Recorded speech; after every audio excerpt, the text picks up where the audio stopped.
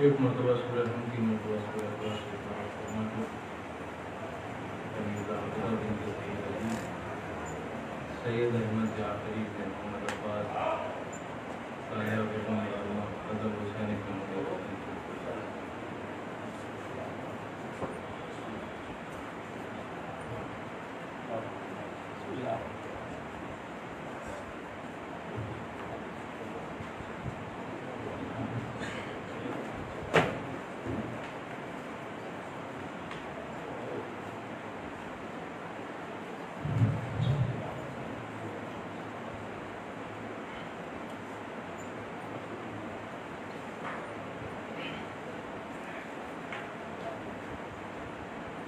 أعوذ بالله من الشيطان الرجيم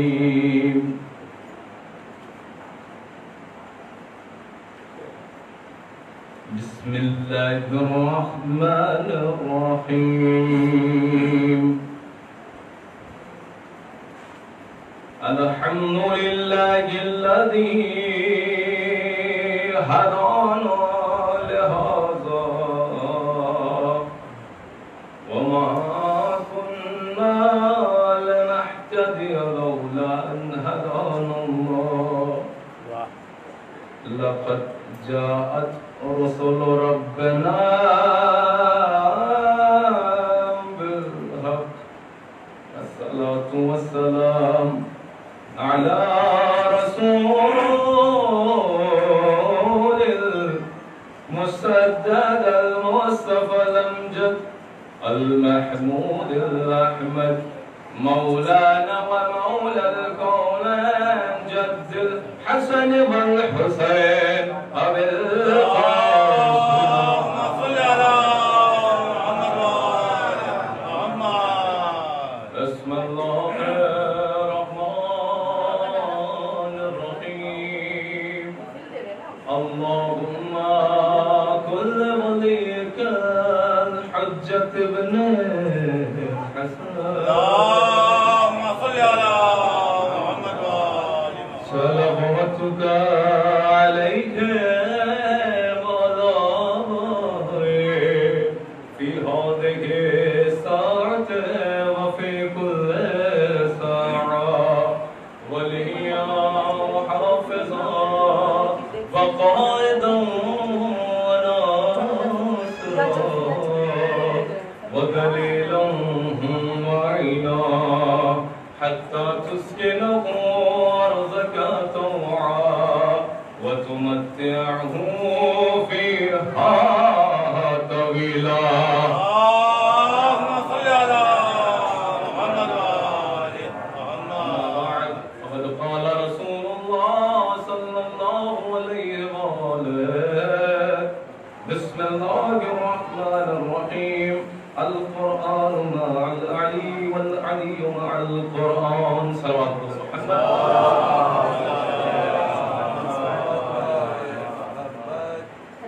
محترم سامعین کرام مسلمان عزیز برادران معزز کیونکہ خلا بہت زیادہ ہے آپ سے التماس ہے اس کو پر کر دیں کیونکہ قربت میں ہی برکت ہے جتنا فرش ادا سے قریب ہوں گے اتنی ہی زیادہ برکت سے شامل حال ہوگی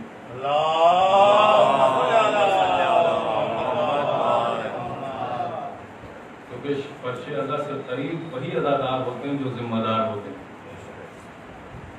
لہذا چونکہ یہ فرش ادا ایسی جگہ ہے کہ کائنات میں صرف ہمیں چنا گیا ہے اس کے لیے ہر کسی کے نصیب میں یہ فرش ادا نہیں ہے ہر کوئی اس فرش ادا تک نہیں آ سکتا جتنی دیر بھی ہم اس فرش ادا پر بیٹھتے ہیں مستقیماً خدا سے رابطے میں رہتے ہیں ڈائریکٹ وسیلہ ہے یہاں سے جو دعا کی جائے وہ ڈائریکٹ قبول ہوتی ہے اور ہر چیز ہمیں فرش ادا نے دیا ہے میں جونپور میں مجلس پڑھ رہا تھا تو وہاں پہ ایک اہل سنت برادران نے سوال کیا کہ آپ کوئی غم ہو تو فرش ادا کوئی مصیبت ہو تو فرش ادا کوئی خوشی ہو تو فرش ادا کوئی پرابلم ہو تو فرش ادا کوئی دقت ہو تو آپ فرش عزا بچھا لیتے ہیں اور فرش عزا سے سارے مسئلے کا حل نکال لیتے ہیں.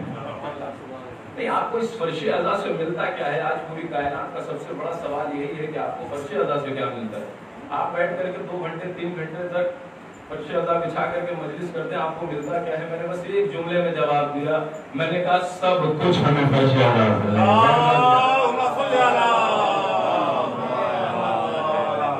سب کچھ ہمیں فرش عزا سے ملا. علم ہمیں فرش عزا سے, حلم ہمیں فرش عزا سے, تقوی ہمیں فرش عزا سے, شریعت ہمیں فرش عزا سے, نماز ہمیں فرش عزا سے, زہد ہمیں فرش عزا سے, روزہ ہمیں فرش عزا سے, حج ہمیں فرش عزا سے, زکوٰۃ ہمیں فرش عزا سے, خمس ہمیں فرش عزا سے, جہاد ہمیں فرش عزا سے, اسلام ہمیں فرش عزا سے, شریعت ہمیں فرش عزا سے, دین ہمیں فرش عزا سے, حوصلہ ہمیں فرش عزا سے, جذبہ ہمیں فرش عزا سے, غیرت ہمیں فرش عزا سے, ایمانداری ہمیں فرش عزا سے, سخاوت ہمیں فرش عزا سے, شجاعت ہمیں فرش عزا سے. یاد رکھیں, امانت داری ہمیں فرش عزا سے, دیانت داری ہمیں فرش عزا سے, سیاست ہمیں فرش عزا سے, 1,24,000 پیغمبر ہمیں فرش عزا سے, حتی محمد ہمیں فرش عزا سے, بنجتن ہمیں فرش عزا سے, پوری کائنات ہمیں اسی فرش عزا سے ملی. یاد رکھ لے دنیا, ہم وہ قوم نہیں ہے جو در بدر مانگے, ہم وہ قوم ہیں جو صرف فرش عزا پر آتے ہیں اور آنے کے بعد بس ایک در سے مانگتے ہیں جسے در سیدہ کہا جاتا ہے. اللہم صلی علی محمد وآل محمد. حیدری. سبحان اللہ. کم سے کم دونوں ہاتھ بلند ہونا چاہیے. نعرے کے 2 فائدے ہیں. نعرے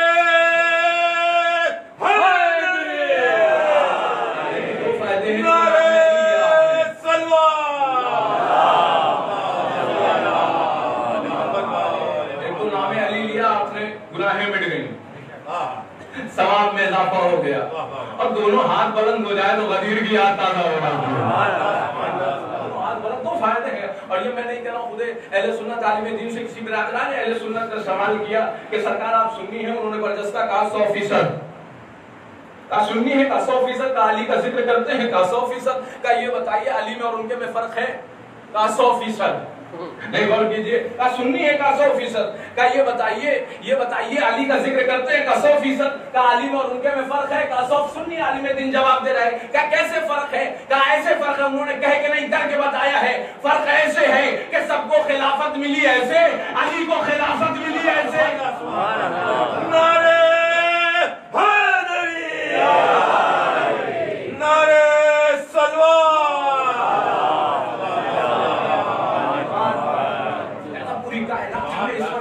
سے ملی ہے, ہمیں کسی اور در پہ جانے کی ضرورت نہیں. پوری کائنات ہمیں اس فرش عزا سے ملی. ہم وہ قوم نہیں ہے جو در بدر مانگے. اگر دعویٰ ہے تو دلیل بھی دے رہا ہوں آپ کے سامنے. دعویٰ ہے تو دلیل ہے. جب ایک چادر جناب سیدہ کی ایک یہودی کے گھر میں پہنچی تو 80 بے ایمان کو با ایمان کر دیا. 80 بے ایمان کو, 80 کافروں کو مسلمان کر دیا, 80 بے ایمانوں کو مسلمان کر دیا, 80 یہودیوں کو مسلمان کر دیا. فقط چادر گئی, جناب سیدہ نہیں. جناب سیدہ نہیں, فقط چادر گئی ہے. چادر کا کمال یہ ہے کہ جس گھر میں پہنچ جائے تو 80 بے ایمان کو با ایمان کر دے, تو جس فرش عزا پر سیدہ آ جائے, جس فرش عزا پر سیدہ آ جائے, غریب کی غربت دور ہو جائے, فقیر کی فقیری دور ہو جائے, جاہل کو علم عطا ہو جائے, ذلیل کو عزت نصیب ہو جائے. ایک سلام کرو محمد.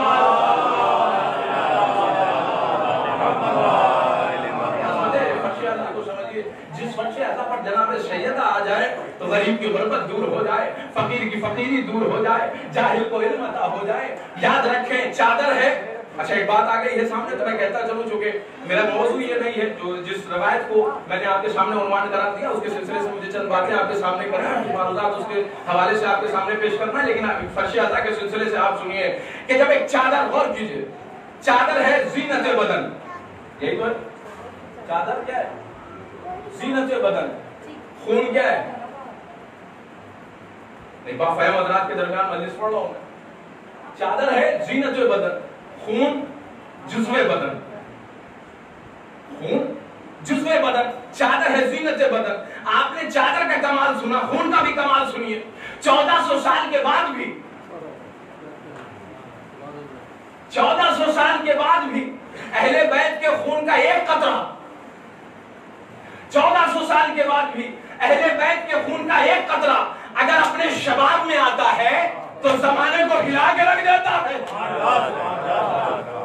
1400 سال کے بعد بھی اہل بیت کے خون کا ایک قطرہ اگر اپنے شباب میں آتا ہے تو زمانے کو ہلا کے رکھ دیتا ہے. اب وہ خون کا قطرہ چاہے قاسم سلیمانی کے شکل میں ہو، چاہے حسن نصر اللہ کے شکل میں ہو، چاہے خامنئی کے شکل میں ہو، چاہے سیستانی کے شکل میں ہو، چاہے حسن نصر اللہ کے شکل میں ہو، فقط قطرے کا یہ حال ہے کہ 1400 سال کے بعد بھی اگر قطرہ شباب میں آ جائے تو زمانے کو ہلا کے رکھ دیتا ہے. جب پورا خون اہل بیت پردے سے آئے، اللہم صلی علی محمد جیتی جاگتی صلوات پڑھے محمد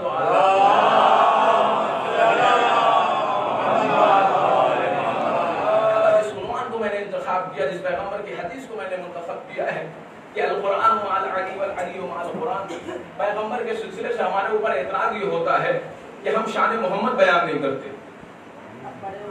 سب سے بڑا اعتراض یہی ہے کہ آپ سب کا ذکر کرتے ہیں لیکن محمد کی شان بیان نہیں کرتے.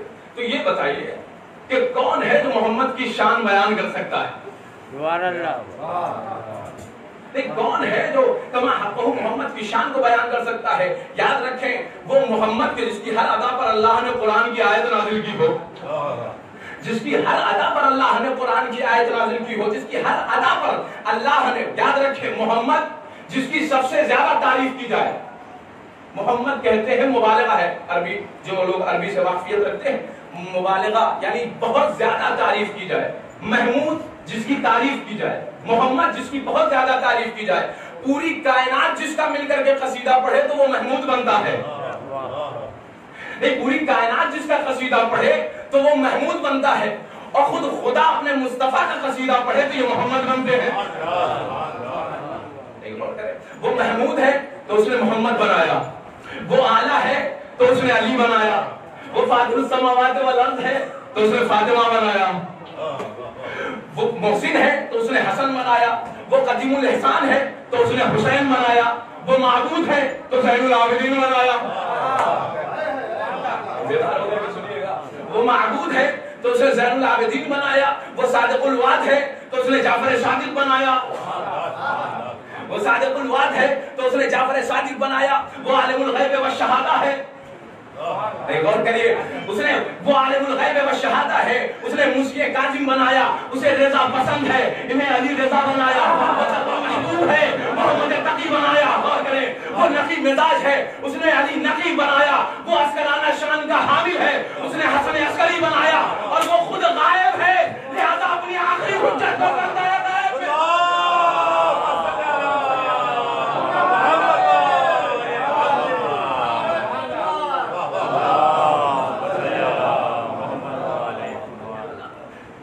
کائنات مل کر کے اگر قصیدہ پڑھے تو وہ محمود بنتے ہیں.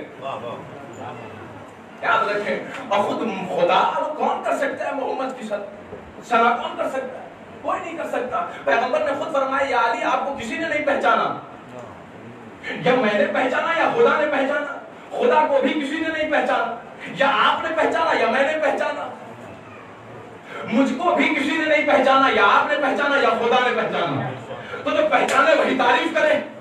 لیکن شخصیتوں کو اگر پہچاننا ہے تو ایک دنیاوی قانون میں آپ کے سامنے بتا دوں، اگر کسی شخصیت کو آپ کو پہچاننا ہے تو یا تو اس شخصیت کے استاد سے پوچھئے یا اس کے شاگرد سے پوچھئے. محمد کے استاد کا نام ہے خدا، محمد کے شاگرد کا نام ہے مرتضی، محمد کے استاد کی کتاب کا نام ہے قرآن، محمد کے شاگرد کی کتاب کا نام ہے نہج البلاغہ. اب محمد کو سمجھنا ہو تو یا تو قرآن سے سمجھے یا نہج البلاغہ سے. ایک سال بڑے محمد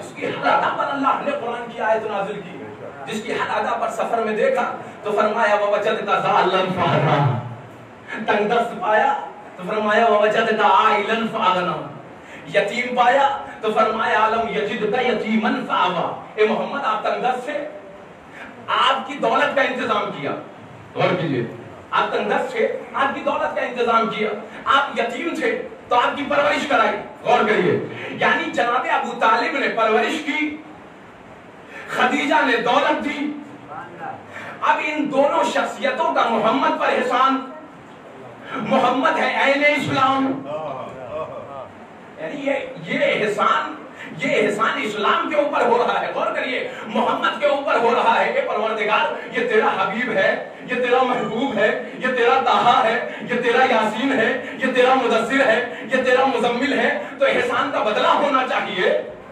حل جزاء الاحسان الا احسان کا بدلہ، بھائی اگر میں یہاں پہ کسی کے اوپر احسان کروں تو آیت کے مطابق وہ بھی احسان کرے، قانون تو یہی ہے کہ احسان کا بدلہ احسان ہوتا ہے، تو ظاہر سی بات ہے پروردگار احسان کا بدلہ ہونا چاہیے، یعنی خدیجہ کا بھی احسان ہے محمد پر، ابو طالب کا بھی احسان ہے محمد پر، اب احسان کا بدلہ ہونا چاہیے، تو پروردگار اگر کسی احسان کا بدلہ دے تو کتنا بہترین بدلہ ہوگا، تو پروردگار احسان کا بدلہ دے دے، کہا نادان گھبراؤ نہیں، احسان کا بدلہ دوں گا، پروردگار کیسے؟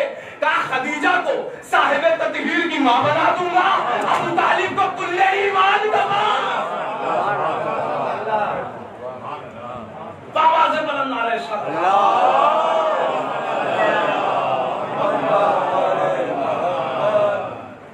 اور کریں، جناب ابو طالب کا بھی احسان ہے محمد کے اوپر، اے مسلمانوں، جس محمد کا کلمہ پڑھتے پڑھتے تھکتے نہیں، اس کی پرورش ابو طالب نے کی ہے، اس کو دولت مند خدیجہ نے بنایا ہے، دیکھو ام المؤمنین بننا آسان ہے، ام الائمہ بننا آسان نہیں ہے، بیدار ہو کر کے سنیے، ام المؤمنین بننا آسان ہے، نہیں جس نے امت کو ائمہ دیے ہوں، سبحان اللہ سبحان اللہ، جس نے امت کو ائمہ دیے ہوں، ام المؤمنین بننا آسان ہے، ام الائمہ بننا آسان نہیں ہے، جن کے یہاں کچھ نہیں پیدا ہوا وہ امت کی اتنی بڑی ماں بن گئی،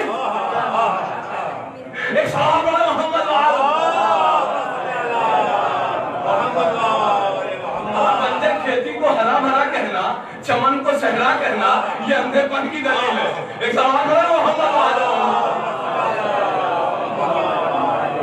ایک جیتی جاگتی سلوات پڑھے محمد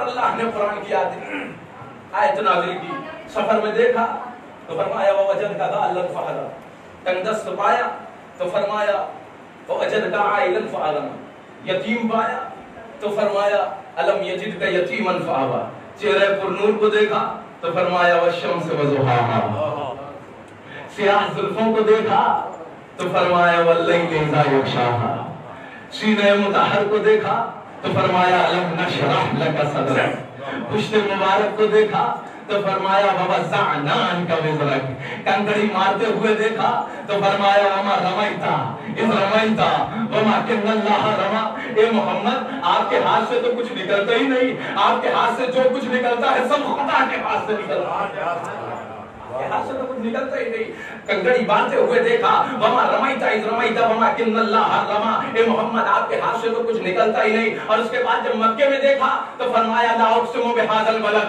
نہیں بیدار ہو کر کے سنیے، لا اقسم بهذا البلد وانت حل بهذا البلد، اے محمد قسم اس لیے نہیں کھا رہا کہ خانہ کعبہ مکے میں موجود ہے، بلکہ قسم تو اس لیے کھا رہا ہوں کہ آپ مکے میں موجود ہیں، مکے میں آپ موجود ہیں، قسم اس لیے کھا رہا ہوں۔ یاد رکھیں اللہ نے ان کو بعظمت بنایا ہے، یہ جس جگہ چلے جائیں ان سے جو چیزیں منسوب ہو جاتی ہیں اس کی بھی فضیلت ہو جاتی ہے، اس کی بھی فضیلت بڑھ جاتی ہے، اگر یہ مکہ چلے جائیں تو مکرمہ ہو جاتا ہے، اگر یہ مدینہ آ جائے تو منورہ ہو جاتا ہے، اگر یہ مشہد چلے جائیں تو مقدس ہو جاتا ہے، اگر کاظمین چلے جائیں تو شریفین ہو جاتا ہے، کربلا آ جائیں تو معلیٰ ہو جاتا ہے، نجف چلے جائیں تو اشرف ہو جاتا ہے، اور ان کا ایک ادنا سا غلام اگر اجمیر آ جائے تو شریف ہو جاتا ہے۔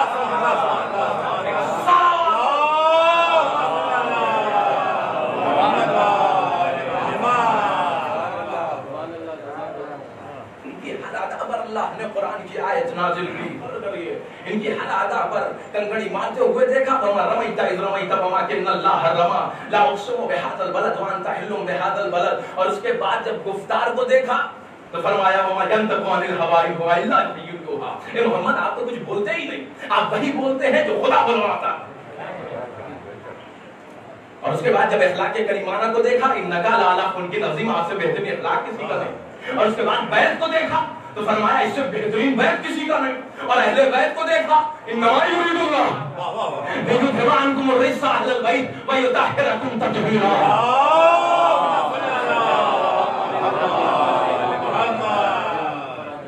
یہ حالات پر اللہ نے, لیکن یاد رکھیں قرآن کی آیتیں اللہ نے 40 سال تک اتاری نہیں, بھیجی نہیں. 40 سال کے بعد قرآن کی آیتیں نازل ہوئی. یعنی کیا مطلب تھا؟ یعنی منصوبہ الہی یہ ہے کہ اے محمد 40 سال تک انہیں قرآن بن کے دکھا دو. 40 سال تک منصوبہ الہی, 40 سال تک قرآن کی آیت نازل نہیں ہوئی. 40 سال کے بعد قرآن کی آیتیں نازل ہوئی. بتایا پروردگار نے منصوبہ الہی یہ ہے کہ اے محمد 40 سال تک انہیں قرآن بن کے دکھا دو. 40 سال کے بعد قرآن پڑھ کے سنا دو. خدیر کے میدان میں قرآن دکھا دو. ایک صحابہ محمد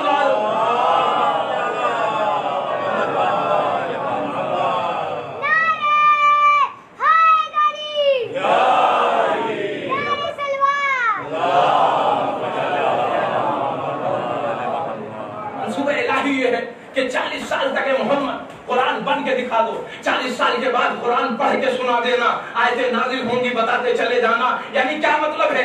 اسی لیے عالم دین کا ایک جملہ یاد آ گیا, سن لیجیے, آپ کے حوالے کر رہا ہوں, کہ انہوں نے فرمایا کہ اہل بیت علیہ السلام کے اوپر لوگوں نے تیر اٹھایا ہے, تلواریں اٹھائی ہیں, تبر اٹھایا ہے, لیکن ان کے کردار پہ انگلی نہیں اٹھا سکے. نہیں, ان کے کردار پر انگلی نہیں اٹھا سکے. وجہ کیا ہے؟ جس کا فعل اور عمل قرآن کے مطابق ہو ان کے کردار پہ کوئی انگلی نہیں اٹھا سکتا. نہیں, جن کا معیار قرآن کے مطابق ہو ان کے کردار پہ کبھی کوئی انگلی نہیں اٹھا سکتا. لیکن ہاں, لوگوں نے شور مچایا ہے,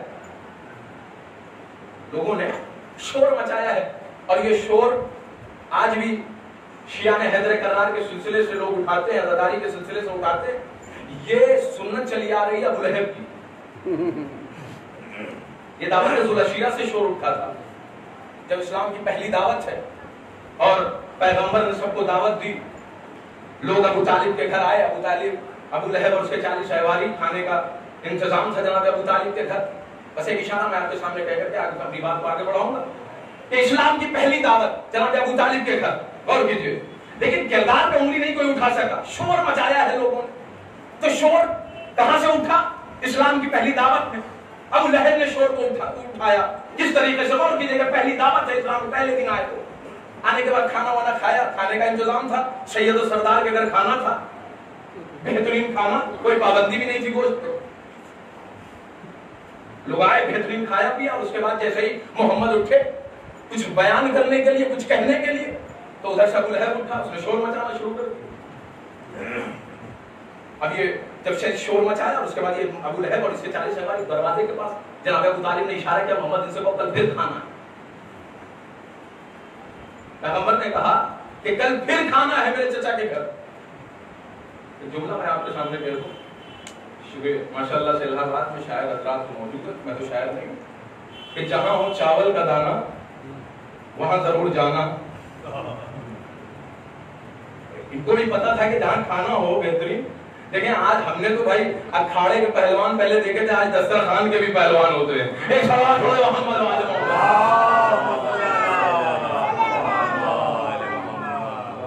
کھانے پہ بھی آئے.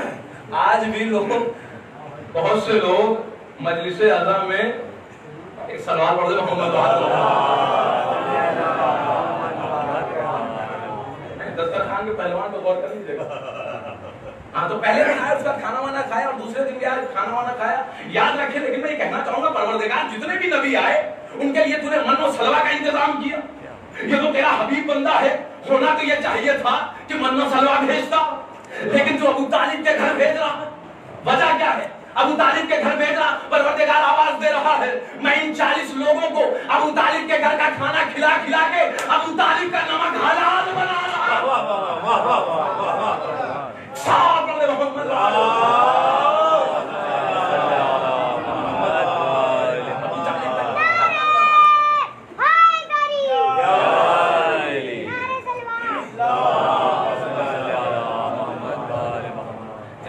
तालिब के घर का खाना खिला खिला के अबू तालिब का नमक हलाल बना रहा हूँ। तीसरे दिन भी फिर जब जाने लगे दरवाजे के पास पहुंचे तो जनाब अबू तालिब ने फिर इशारा किया और मोहम्मद ने कहा कल फिर खाना है। तो तीसरे दिन भी आए खाना खाने के लिए, लेकिन अब माहौल बदल गया। और कीजिए, अब जैसे ही कुछ कहना चाहा पैगंबर ने तो जैसे ही उठा अबू लहब फौरन जनाब अबू तालिब उठे, कहा उसकुत या हिमार, एक गधे खामोश। तौहीन रिसालत पर पहला फतवा जनाब अबू तालिब का है। अब क़यामत तक जो भी पैगंबर की तौहीन करेगा गधा होगा, जो भी पैगंबर की तौहीन करेगा। लिहाजा जैसे ही उधर से उठा, इधर से जनाब अबू तालिब उठे, यानी कहने दीजिए जुमला, उधर से कज़्ज़ाब उठा, इधर से 14 सादिकीन का बाप उठा, नहीं उधर से कज़्ज़ाब उठा, इधर से 14 सादिकीन का बाप उठा, उधर से बुत परस्त उठा, इधर से बुत शिकन का बाप उठा, उधर से काबे का चोर उठा, इधर से काबे का मुहाफिज उठा। एक सवाल और उसके बाद एक जुमला कहा, कुम या सैयदी व या मौलाया, ए मेरे सैयद और सरदार, ए मेरे मौला, आइए तशरीफ लाइए, जो आपको कहना है कहिए। अब कोई नहीं है जो आपको रोकेगा, जो टोकेगा, कोई नहीं है। जो कहना है आके कहिए। लेकिन बेहतरीन जुमला जनाब अबू तालिब कह गए, हमारे लिए भी और आपके लिए भी समाप्त करें कि सबसे पहले आलम इस्लाम में अबू तालिब ने अपने लाल मोहम्मद को मौला कहा। सबसे पहले मौला अगर किसी ने कहा है मोहम्मद को तो जनाब अबू तालिब ने कहा। और उसके बाद परवरदिगार एहसान का बदला होना चाहिए। कानून तेरा है, निजाम तेरा है, शरीयत तेरी है, आयतें तेरी है, कुरान तेरा है। हल जज़ाउल इहसान इल्लल इहसान। आज 40 लोगों के दरमियान तेरे अबू मोहम्मद को अबू तालिब ने मौला कह के पुकारा। परवरदिगार एहसान का बदला का नादान घबराओ नहीं, खदीर आने दो 1.25 लाख हाजियों के दरमियान। सुभान अल्लाह, सुभान अल्लाह।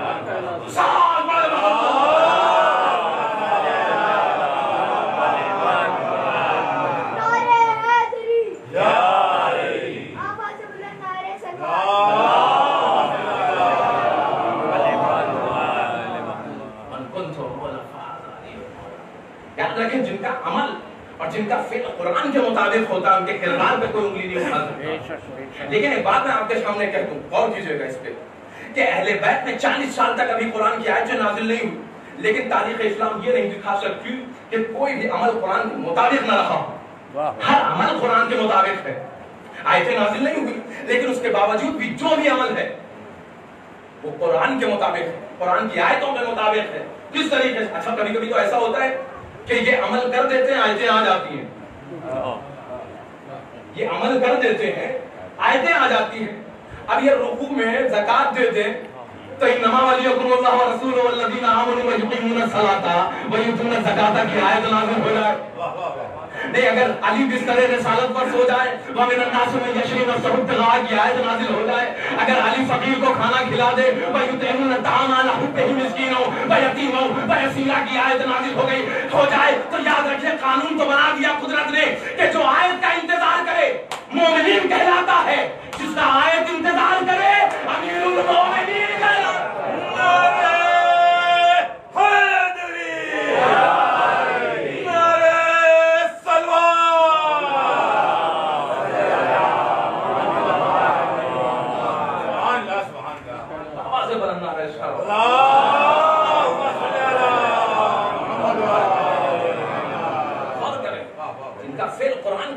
होता है। और ये मैं नहीं कह रहा हूँ कि अल कुरान अली वली अल कुरान, ये जो हदीस है, ये फिक्र, इसकी तफसीर करबला के मैदान में इमाम हुसैन ने बताया, मौला कायनात के बेटे ने बताया कि याद रखे दुनिया, हमारे सरो तन में जुदाई हो सकती है, लेकिन हमारे में अल कुरान में जुदाई नहीं हो सकती।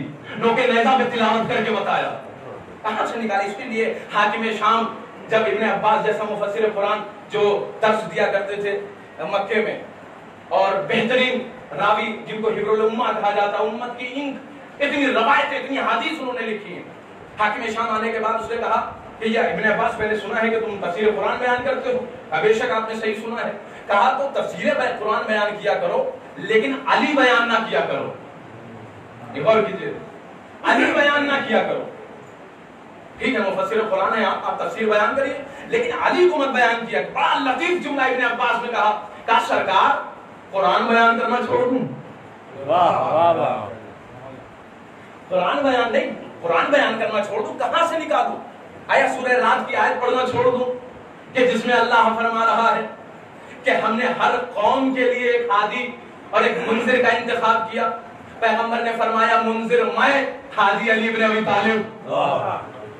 محظوظ ہوتے چلے جائیے انشاءاللہ کہ جس طریقے سے پیغمبر نے کہا منذر میں، ہادی علی بن ابی طالب، آیا اس آیت سے علی کو نکال دوں؟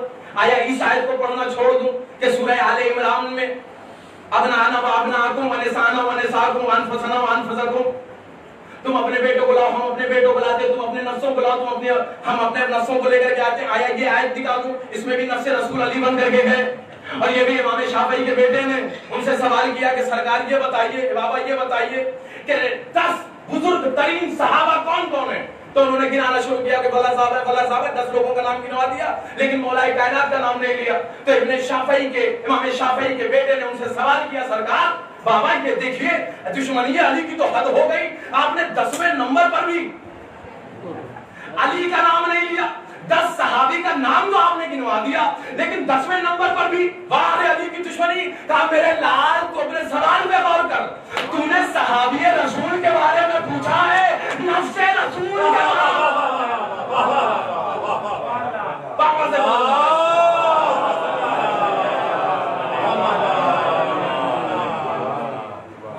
کے بارے میں نہیں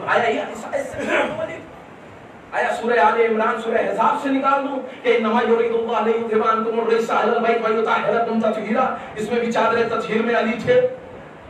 آیا سورہ معارج میں کہ سالہ سائل بے عذاب واقع کہ جب غدیر خم کے میدان میں ایک آیا اس نے کہا کہ اگر یہ ولایت علی خدا کی طرف سے ہے تو میرے اوپر عذاب نازل ہو جائے، وہی اللہ کا عذاب نازل ہوا، واصل جہنم ہوا۔ آیا اس آیت سے علی کو نکال دوں؟ آیا کون سی آیت پڑھنا چھوڑوں؟ آیا غدیر خم میں جو یہ آیت آئی کہ انما یرید اللہ، ایک صلوات پڑھیں مل کر کے تشریف لے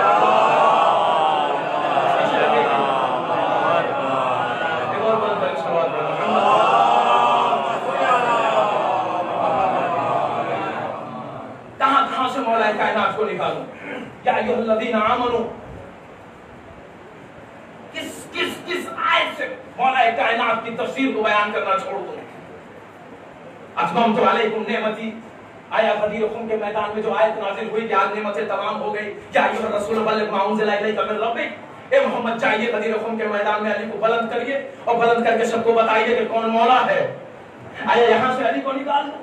آیا یہ آیت پڑھنا چھوڑ دوں کہ انما یرید اللہ؟ یہاں پر بھی چادر تطہیر میں مولا کائنات موجود تھے، آیا یہاں سے علی کو نکال دوں؟ آیا یہ آیت پڑھنا چھوڑ دوں کہ پروردگار نے کہا کہ رسالت کی گواہی کے لیے 2 کافی ہیں، ایک میں خدا، ایک وہ کہ جس کے پاس پورے قرآن کا علم ہے۔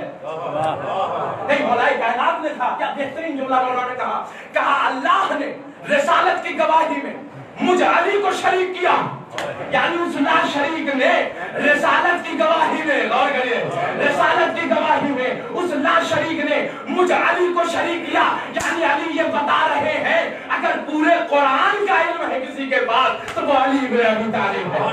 ایک سوال بڑے محمد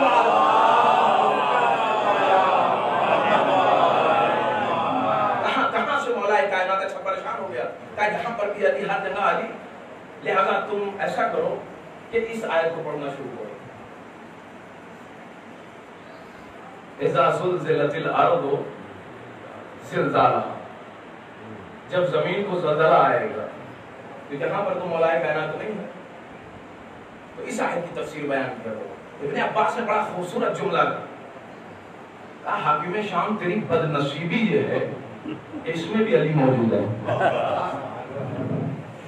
حاکم شام تیری بدنصیبی یہ ہے کہ اس میں بھی علی موجود ہے۔ کہا یہ ٹھیک ہے، آیت تطہیر کی آیت وہاں علی موجود، نفس رسول وہاں علی موجود، ہر آیت میں علی، جہاں پہ کیسے زمین کو زلزلہ علی سے کیا مطلب؟ حاکم شام بدنصیبی تیری ہے جب مدینے میں وفات پیغمبر کے بعد 2 سال کے بعد، وفات پیغمبر کے 2 سال کے بعد مدینے میں زلزلہ آیا، زمین ہل رہی تھی، جتنے بھاگنے والے تھے بھاگے، اور کہیے گا جتنے جانے والے تھے گئے، جن کو جہاں چھپنا تھا۔ آج بھی مثال کے طور پہ جب بجلی کڑکتی ہے تو جو سب کمرے کا گھر کا سب سے آخری کمرہ ہوتا ہے اس میں جا کے چھپتی ہے، تو بہت سے چھپنے والے تھے بیچارے مضبوط کر چکے تھے پیر دوڑ دوڑ کے, وہ بھی جو ہے بھاگے جہاں بھاگنا تھا, زمین کو زلزلہ دیکھ کر کے. غور کیجیے گا, زمین کو زلزلہ آیا تو جب بھاگنے والے بھاگے, لیکن بڑے سکون و اطمینان کے ساتھ, وقار کے ساتھ مولا کائنات اپنے گھر سے نکلے, اپنے قدم کو لے گئے کہاں تک, اس صحرا تک جہاں زمین ہل رہی تھی.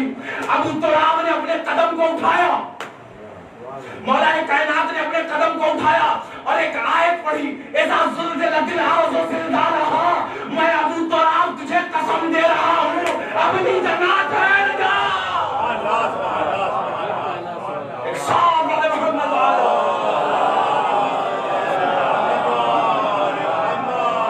میں ابو تراب تجھے قسم, کہاں سے علی کو نکالیں گے. اس لیے بہترین جملہ ابن عباس نے کہا کہ مولا کائنات جب رات کی تاریکی میں بیٹھتے تھے اور قرآن کی تفسیر بیان کرنا شروع کرتے تھے تو صبح صادق نمودار ہو جاتی تھی, بے سے آگے تفسیر نہیں ہوتی تھی. اور مولا کائنات نے ایک جملہ کہا کہ علی اگر چاہے تو 70 اونٹ کی پشت صرف بسم اللہ کے با کی تفسیر سے کر دوں. صرف اس جگہ پہ بیٹھ کر کے علم کو میں نے حاصل کیا ہے. ہر آیت میں علی ہے, ہر قرآن میں علی ہے, کہاں سے علی کو نکالیں گے آپ. غور کریے, لہذا شان مصطفیٰ اگر کوئی بیان کرے گا تو علی کی شان کوئی بیان کرے گا تو مصطفیٰ, اور ان دونوں کی شان اگر کوئی بیان کرے گا تو وہ خدا ہے. ایک سوال بڑے محمد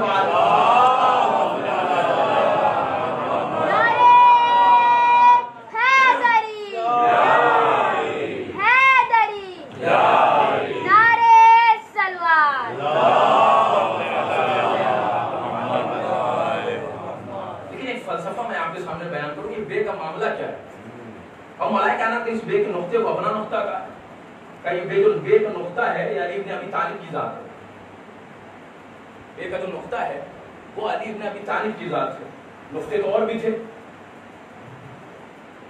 بھی تھے, بھائی جیم کا نقطہ ہے, خے کا نقطہ ہے, نون کا نقطہ ہے, لیکن اس بے ہی کے نقطے کو مولا کائنات نے اپنا نقطہ کہا کہ یہ علی ابن ابی طالب کی ذات ہے. یہ بے کا جو نقطہ ہے وہ علی ابن, لیکن میں ایک سوال کروں گا طالب علم ہونے کے ناطے کہ مولا آپ نے جو سب سے پست نقطہ تھا اسی کو چنا.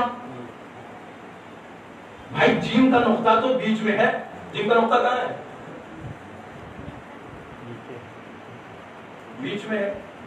اب میں کسی سے علی پہ نہیں پوچھوں گا, ایک سوال پڑھتے محمد جیم کا جو نقطہ ہے وہ کہاں ہے؟ پیٹ میں. نون کا نقطہ, خے کا نقطہ اوپر ہے. تو مولا آپ کو استعمال کر لینا چاہیے تھا جو بے سے بلند نقطہ تھا.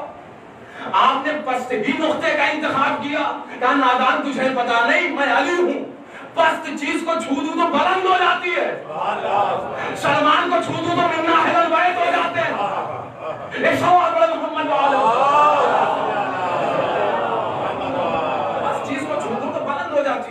بس چیز کو دیکھ کے نقطے کو چھو دیا مولا نے. غور کریے, لیکن ہونا تو یہ چاہیے تھا کہ جو بلند نقطہ تھا اسے استعمال کر لیتے, جو پیٹ میں ہے, بیچ میں ہے, جو بیٹ سے زیادہ بلند ہے اسے استعمال کر لیتے, جو چوٹی کے اوپر ہے اسے استعمال کر لیتے, لیکن آپ نے اسی بے کے پست نقطے کا استعمال کیا. مولا یاد رکھیں اور کہا کہ یہ علی ابن ابی طالب کی ذات ہے.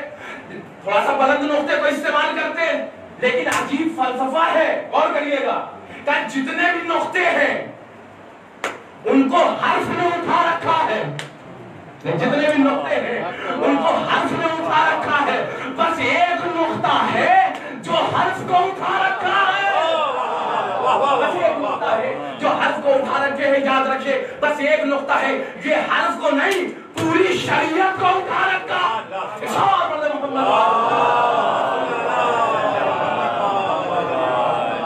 یہ چاہیے تھا مولا اس بے کے نقطے کو آپ استعمال کرتے. حسن میں اگر اتنا بابرکت نقطہ تھا تو آپ حسن میں استعمال کر لیتے, آپ حسین میں استعمال کر لیتے, لیکن آپ نے نہ حسن میں استعمال کیا, آپ نے نہ حسین میں استعمال کیا. لیکن ہونا تو یہ چاہیے تھا کہ اتنا بابرکت نقطہ تو آپ بچوں میں استعمال کرتے, لیکن ہم نے دیکھا نہ حسین میں یہ نقطہ موجود نہ حسن میں یہ نقطہ موجود. لیکن آپ نے اگر استعمال کیا, غور کریے, تب میرے نادان تمہیں پتا نہیں مباہلے میں یہ رسول کے ہو چکے.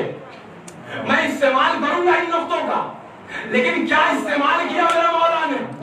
غور کریے, کیا استعمال کیا. استعمال دیکھیں اس بے کے نقطے کا کہ کہ کس طریقے سے مولا کائنات نے کیا ہے. کہا جب کوفے میں زینب بلند ہوگی, نہیں زینب میں استعمال کیا اور عباس میں استعمال کیا, اور دنیا کو بتا دیا کہ جب کوفے میں زینب بلند ہوگی تو دنیا سمجھے گی کہ حیدر آ گئے, اور صفین میں عباس آ جائیں گے تو دنیا سمجھے گی حیدر. سبحان اللہ, سبحان اللہ.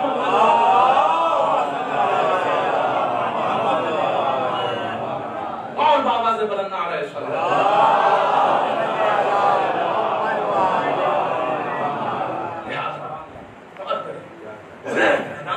شخصیت کا نام ہے.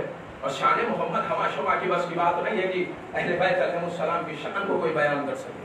لہٰذا یہ فرش عطا ایک بہت بڑی نعمت ہے, دولت ہے کہ جو ہم تک پہنچی ہے. اور یاد رکھیں, اپنی ذمہ داری کو محسوس کریں کہ امام حسین کو ایک ایسا عزادار چاہیے کہ جس ذمہ داری کے ساتھ عزاداری کرے.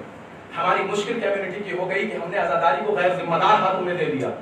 تو اس کی وجہ یہ ہے, غور کریے گا, اور اس کا نتیجہ یہ جو نکل کے آ رہا ہے کہ آج جب غیر ذمہ دار ہاتھوں میں عزاداری چلی گئی تو ملنگیت بھی اس میں آئے گی, اخباریت بھی اس میں آئے گی, اس میں علماء کو برا بھلا بھی کہا جائے گا. غور کیجئے, مجتہدین کو برا بھلا بھی کہا جائے گا. اسی لیے دنیا جان لے جو مجتہدین کو اور علماء کو برا بھلا کہتے ہیں کہ کربلا کے میدان میں حسین عالم دین لائے تھے, جاہل نہیں لائے تھے. غور کریے, بریر حمدانی جیسا حافظ قرآن, غازی ابوالفضل عباس جیسا عالم, اس وقت حبیب ابن مظاہر جیسا فقیہ وقت, دنیا 72 دکھا نہیں سکتی ایسے ہنرمند. لہذا امام حسین علیہ السلام کو جو عزادار چاہیے وہ ذمہ دار عزادار چاہیے. ذمہ داری کے ساتھ عزاداری اچھی لگتی ہے. اگر ذمہ داری نہیں ہے تو پھر یاد رکھیں وہ عزاداری نہیں ہے, وہ کچھ اور ہے. امام حسین علیہ السلام کو, ہماری کمیونٹی کو چاہیے, ہمارے لوگوں کو یہ چاہیے کہ عزاداری کو ذمہ دار ہاتھوں میں دیں. جب ذمہ دار ہاتھوں میں عزاداری جائے گی تو یاد رکھیں, نہ اسے رسم بنا کر کے پیش کیا جائے گا, نہ رواج بنا کر کے پیش کیا جائے گا. اور بہت سے لوگ یہ کہتے ہوئے نظر آتے ہیں کہ عزاداری منانا ہے. ہمیں عزاداری منائی نہیں جاتی. عزاداری روح کی تبدیلی کا نام ہے, عزاداری انقلاب کا نام ہے, عزاداری فکر کی تبدیلی کا نام ہے. لہذا یاد رکھیں, کربلا ہمیں ذمہ دار بناتی ہے, کربلا ہمیں ذمہ داری سکھاتی ہے.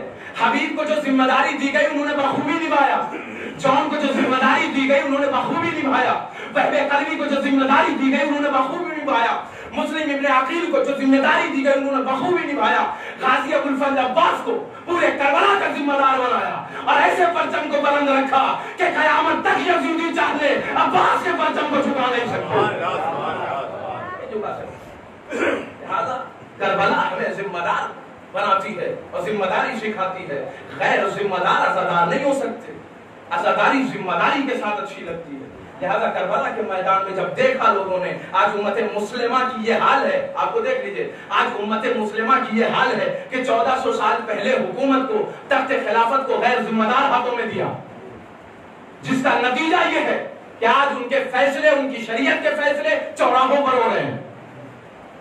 غدیر خون کے میدان میں اگر ذمہ دار ہاتھوں میں جب دین محمد دے رہے تھے اسی دین کو اپنا لیا ہوتا تو آج اسلام آتنکواد کا مذہب نہ کہا جاتا.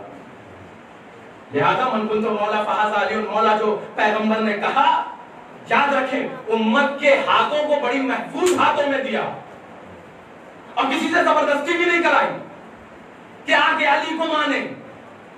نہیں کہا جو مجھ کو مانتا ہے وہ علی کو مانے. ایک سوال بڑے محمد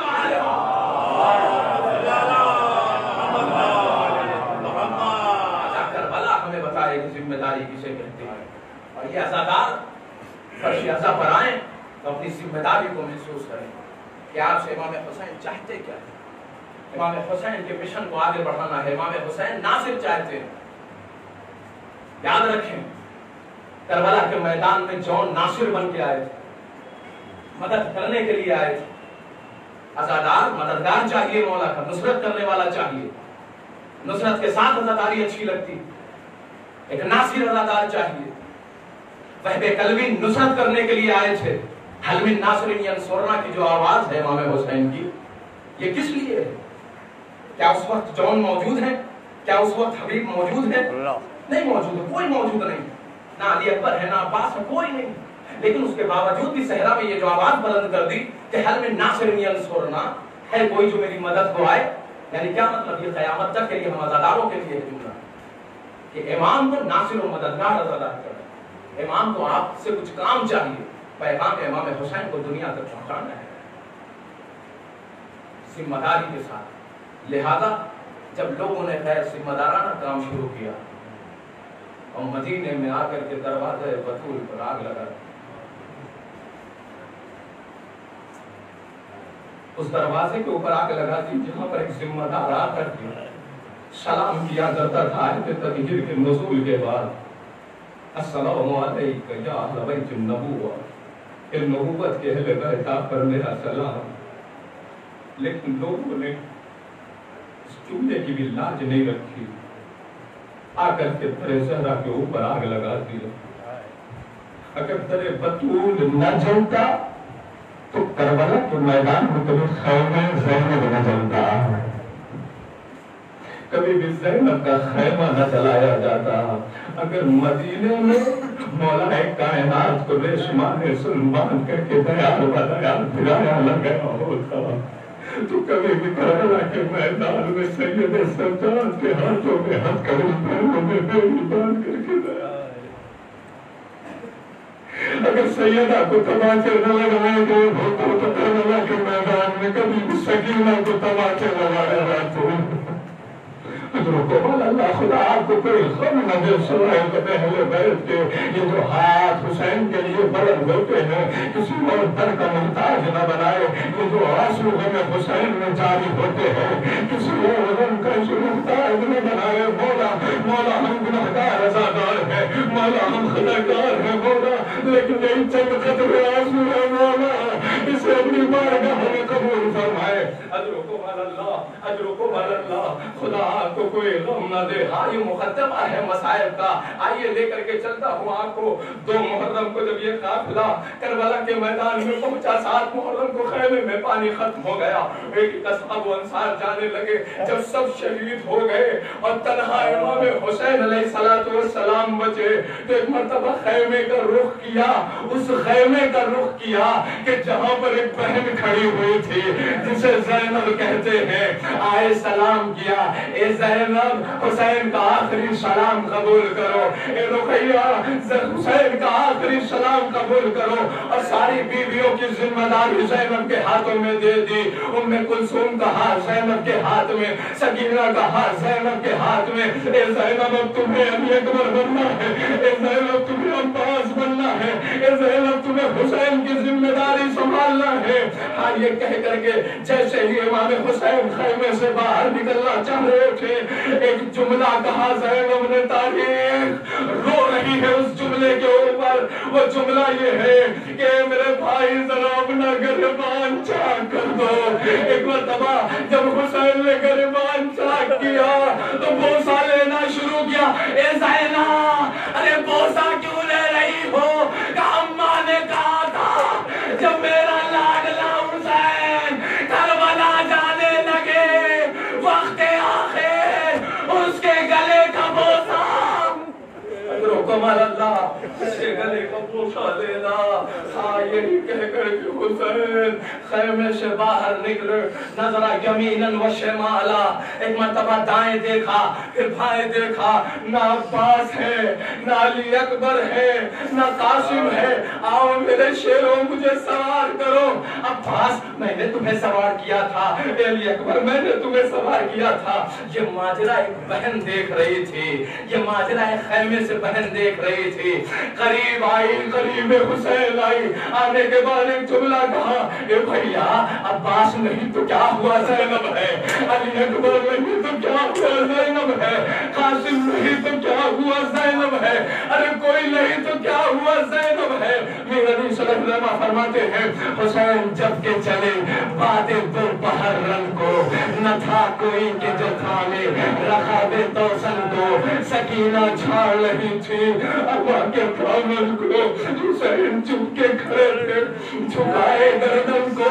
نہ سنا تھا کوئی شاہ کربلائی کو، فقط بہن نے کیا تھا سوار مائی کو. زینب نے سوال کیا، لیکن ہاں مجھے پورا مسائل نہیں پڑتا ایک جملے پہ، پھر اس جملے کے رب دے کر کے جناب شکیلہ تک، اور اس کے بعد جناب زینب کے 2 جملے مسائل کے سن لیجئے گا۔ جیسے ہی ذوالجناح سے امام حسین آگے بڑھے، ایک مرتبہ ذوالجناح نے اپنے قدموں کو روک لیا، زبانے پہ زبانی میں آواز دی، اے میرے سید و سردار، اپنے قدموں کو کیسے آگے بڑھاؤں؟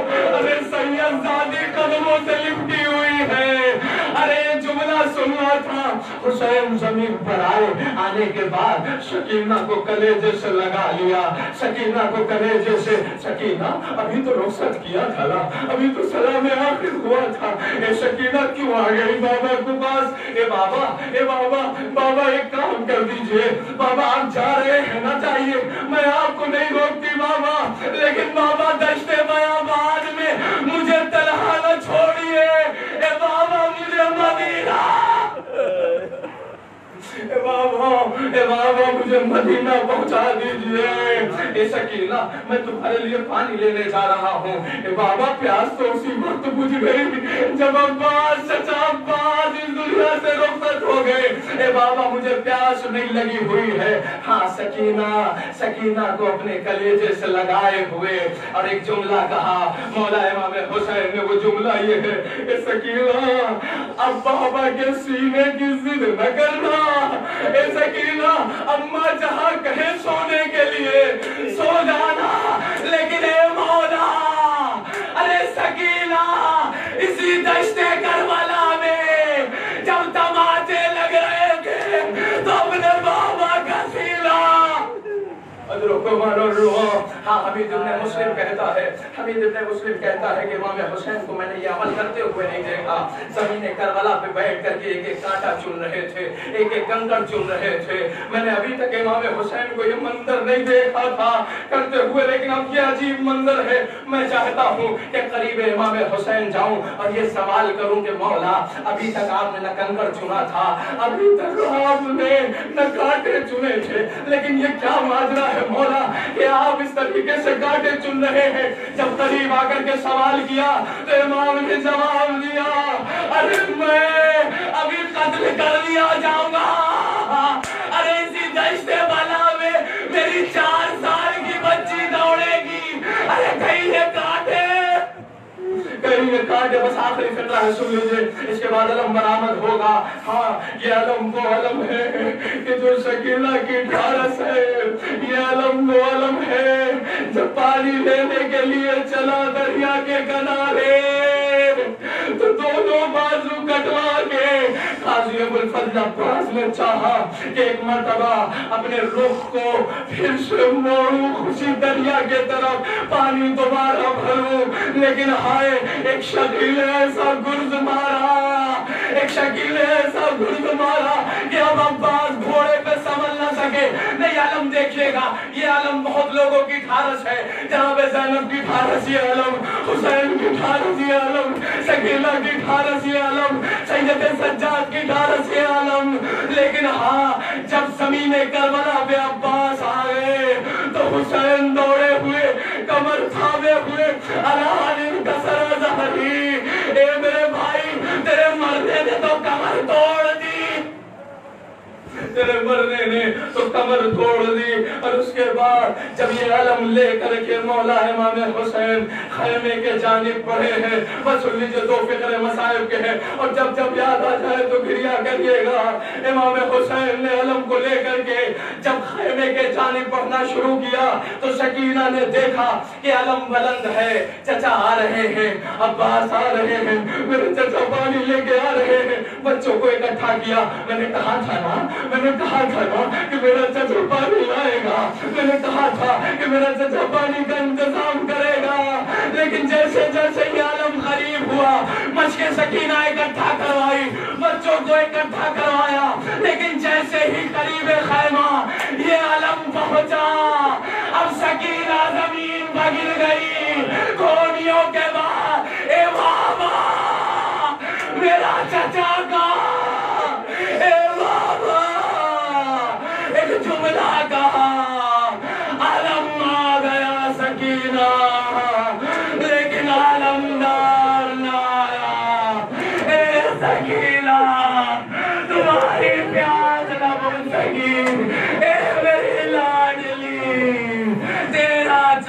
تجھ سے شرمند